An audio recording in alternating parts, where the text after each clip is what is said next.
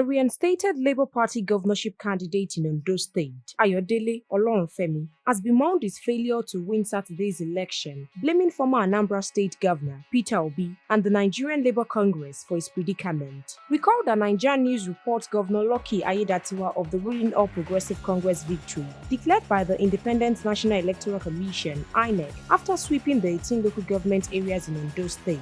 The state's returning officer, Professor Olayemi Akinwumi, declared the incumbent governor, Lucky Aiyedatiwa of APC, returned elected, having satisfied the requirement of the law. Olorunfemi's loss comes a few days after INEC returned his name on the ballot as LP flag bearer for the November 16th poll, following a ruling by the Court of Appeal.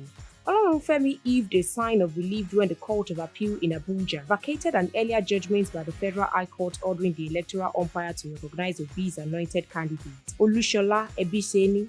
Reacting in an interview with The Punch, Olorunfemi vowed not to forgive the former Labour Party presidential candidate, Peter Obi, and the NLC for the role they played in scouting his Ondo governorship campaign.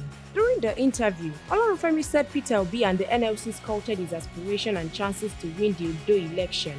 These people spoiled things for us with that PDP rejects they wanted to force on the party. Their insistence on having Ebisheni on the ballot ruined everything for me. They just capitalized on the crisis between the Labour Party and the Nigerian Labour Congress to create problems. Can you imagine that Ebisheni wrote a letter to court in my name without my knowledge, saying I have withdrawn from the race? They cannot exclude me from such a position. The Labour Party deputy chairman for South also threatened to petition police authorities to investigate how his name and signature were forged by Ebisheni. Thank God we got an appeal judgment and my name is back in the INEC portal. The good thing here is that the truth has prevailed. Withdrawal must be voluntary. You cannot force someone to withdraw. What they have done was an attempt to force me behind my back. Stay tuned to NaijaNews TV for more verified and reliable news stories.